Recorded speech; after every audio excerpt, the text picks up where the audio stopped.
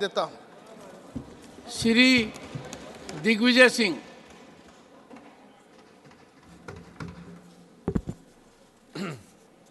माननीय अध्यक्ष महोदय, माननीय गृह मंत्री जी ने 2019 में जम्मू कश्मीर के बारे में उनके श्रीमुख से बताया गया बड़ा क्रांतिकारी बिल लाए थे। स्थापित राज्य को समाप्त करके यूनियन टेरिटरी बना दिया गया। क्यों बना दिया गया? और अब ये प्रस्तावित किया जा रहा है कि वापस उसे राज्य का दर्जा दिया जाए। क्यों दिया जाए? हम लोग हमेशा से इस बात को कहते थे कि माननीय गृह मंत्री जी, जम्मू कश्मीर राज्य का विषय संवेदनशील है और इस संवेदनशील परिस्थितियों में निर्मित हुआ है और संवेदनशील परिस्थितियों को हम लोगों को समझने की आवश्यकता है। इतिहास की बात करते हैं और इतिहास किस प्रकार से तोड़ मरोड़ के लिखा जाता है उसको थोड़ा सा मैं कहना चाहता हूँ। कोटेशन है हिस्टोरियन का, कार का। History consists of corpus of ascertained facts. The facts are available to the historians in documents, inscriptions, and so on, like fish on fishmonger's slab. The historian collects them, takes them home, and cooks and serves them in whatever style and appeals to him. माननीय अमित शाह जी और पूरी Bharatiya Janata party और आज हमारे मित्र रेड्डी साहब भी और उस तरफ के बहुत सारे लोग इतिहास को तोड़ मरोड़ कर वो अपने हिसाब से उन्होंने प्रस्तुत करने का प्रयास किया।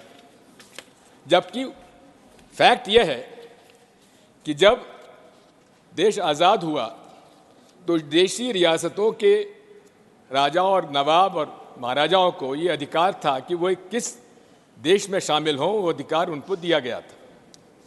नवाब जूनागढ़ ने, जहाँ की हिंदू पॉपुलेशन है, उन्होंने कहा था कि मुझे पाकिस्तान में शामिल होना है और महाराज हरि सिंह जी ने आखिर तब तक टालते रहे, वे नेगोशिएट करते रहे और अंत में एकदम से उन्होंने कश्मीर वैली में, श्रीनगर में, जहाँ की 95% मुसलमान हैं, वहाँ निर्णय लिया कि मैं हिंदुस्तान में शामिल होऊंगा।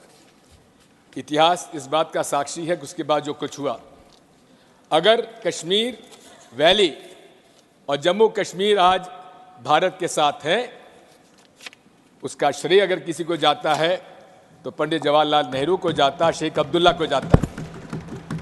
और दूसरी तरफ जूनागढ़, जहां बाहुल्य था हिंदुओं का, वहां नवाब साहब अपने हवाई जहाज में बेगमों को छोड़ गए, बाकी लोगों को ले गए और पाकिस्तान चले गए, लेकिन जूनागढ़ भारत का आज एक अंग है।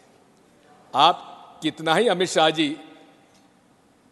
पंडित जवाहरलाल नेहरू जी के बारे में कुछ भी कहें, लेकिन एक बात मैं आपसे कहना चाहता हूं, अगर आज जम्मू कश्मीर और विशेषकर जम्मू कश्मीर वैली आज भारत का अंग है, उसका एकमात्र श्रेय किसी को जाता है तो पंडित जवाहरलाल नेहरू पर विश्वास था शेख अब्दुल्ला का, जिसकी वजह से आज कश्मीर वैली हमारे साथ है। सर, आर्टिकल 370 के बारे में बहुत सारी बातें कही गई। आतंकवाद समाप्त हो जाएगा, लेकिन आर्टिकल 370 में बचा क्या था?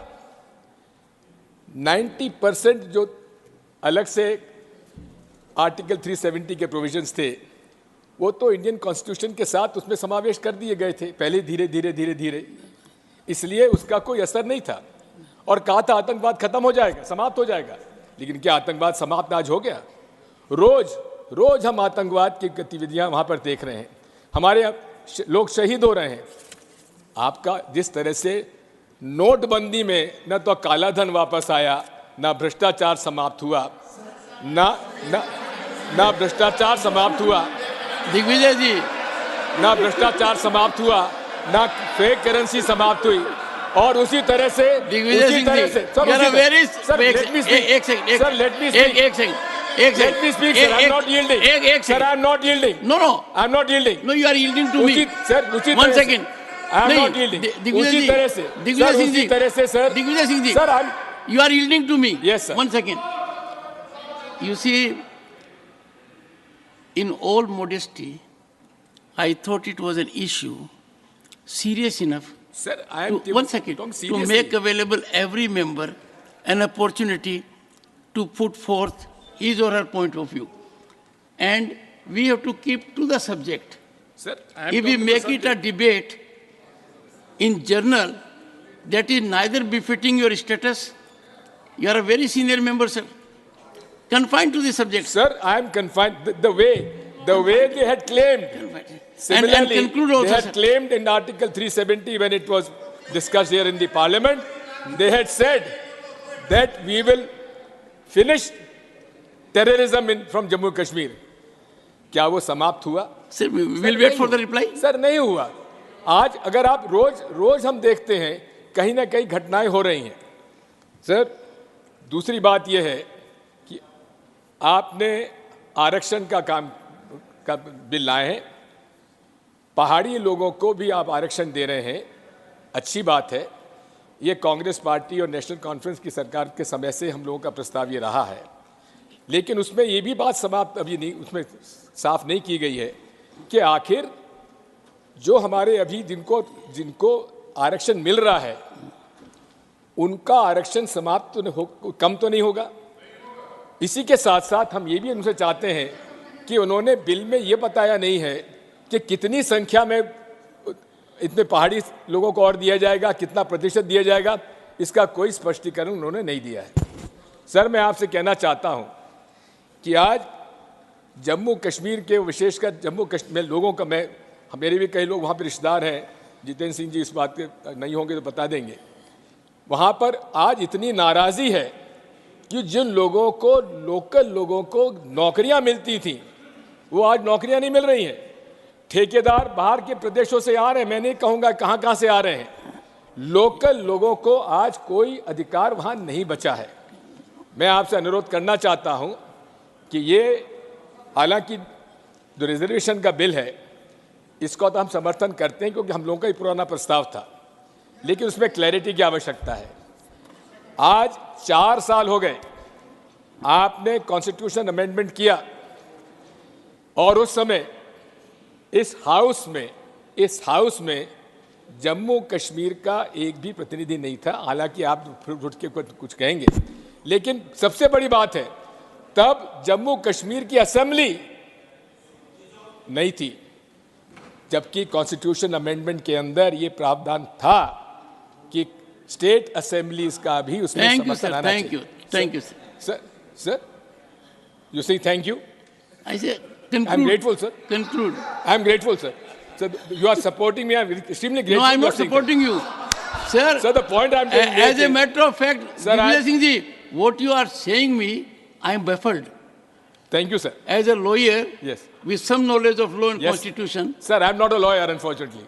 therefore I can appreciate. Thank you, sir. You are on a tangent, not in the right perspective. Sir, what is this, sir? Sir, I am saying Sir, that please this conclude. was unconstitutional, and still we accepted the fact. Although the Honorable Supreme Court has held it valid, we have Yes. nothing to comment on that.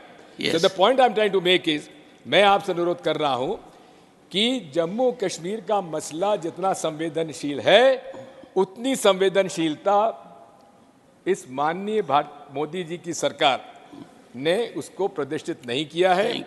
वहाँ एक तंत्र राज चला हुआ है, वहाँ के लोगों के कोई राय मशवरा लिया नहीं जा रहा है. बाहर से अलग अलग स्टेट के काडर के अफसरों को लाया जा रहा है, उनसे मनचाहे निर्णय कराए जा रहे हैं और वहाँ के जम्मू कश्मीर के चाहे हिंदू हों चाहे मुसलमान हों जो भी हों, वहाँ के बाशिंदे जितने भी हैं उनके भावनाओं को साफ तिरस्कार किया जा रहा है. 4 साल से वहाँ कोई असेंबली नहीं है, केवल माननीय राज्यपाल महोदय उसमें काम कर रहे हैं. मैं उनकी भी प्रशंसा करूंगा, उन्होंने बड़ा मुश्किल में काम किया है, लेकिन साथ में राज्य की असंवेदनशील तरीके से उसका कानून लाए हैं और वहाँ का प्रशासन जो है, शासन जो है, बाहरी ताकतों के माध्यम से चलाया जा रहा You है। said so. You वहाँ said. के लोगों को, वहाँ के बाहरी ताकतें मतलब outside the state, Yes. Outside the state, और वहाँ के लोकल लोगों का कोई पार्टिसिपेशन उसमें नहीं है। इसलिए मैं सारी बातें आपके सामने रखना चाहता था। बहुत बहुत धन्यवाद। और चुनाव तारीख भी तत्काल इनको लागू उसको करना चाहिए, क्योंकि डिलिमिटेशन के अंदर जो भी हुआ, एक तरफा काम हुआ है, वहाँ के आपके हर पार्टी के लोगों से भी संपर्क आपका है कि नहीं, मैं नहीं जानता। Leader of the house. और दूसरा ही नहीं सर, ये भी बात समझ लीजिए, पीडीपी के नेता महबूबा जी को आज हाउस अरेस्ट करने का क्या कारण है? ऑनरेबल होम मिनिस्टर, ये खड़ा हुआ हूँ।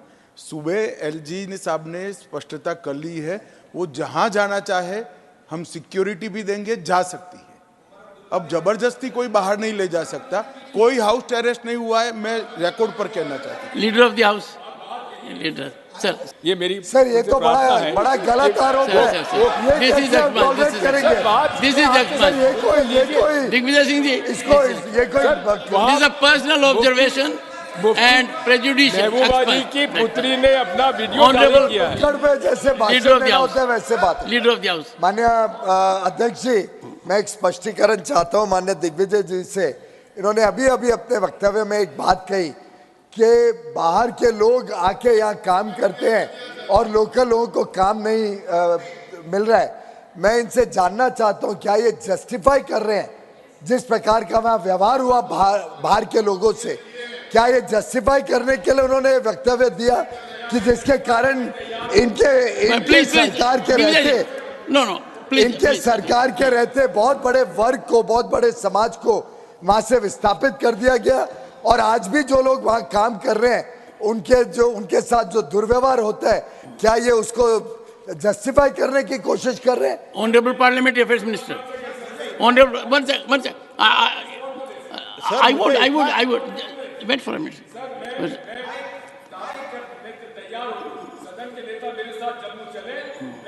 Sir, this is such a condition. Honorable Parliamentary Affairs Minister. Sir मुझे Yes. इतना मेरा छोटा Yeah, one point sec, please now, Digvijay, please. Yes. Sir मेरा छोटा ही पॉइंट इतना ही है सर, जब माननीय गृह मंत्री जी ने सफाई दिया और एलजी का जो स्टेटमेंट था उसको जिक्र किया, जो दिग्विजय सिंह जी ने जो कमेंट किया है सर, ये तो पर्सनल एलिगेशन The है। comment is expunged. Comment is expunge करना चाहिए। Expunged already. That will not go on record. Digvijay Singh ji. माननीय विवेक तनखा जी, One second. मैं उनसे ही शुरू First to करूंगा। make an observation which is tangential to constitutional provisions, tangential to Supreme Court judgment. I just slightly reminded you, please don't go that far. And secondly, in making personal observation against the Home Minister, under the rules, Sir, what let me give a ruling. Under the rules, if you seek to make a personal allegation against a person holding constitutional position, it has to be by way of substantive motion. That motion is not there. Sir, whatever I have said, Dr. I Radha stand Mohan Das by- Agarwal, please. No, sir. Not good. माननीय अध्यक्ष जी, मैं अपनी बातें माननीय विवेक तनखा जी ने जो बातें कही वहीं से शुरू करूंगा। उन्होंने कुछ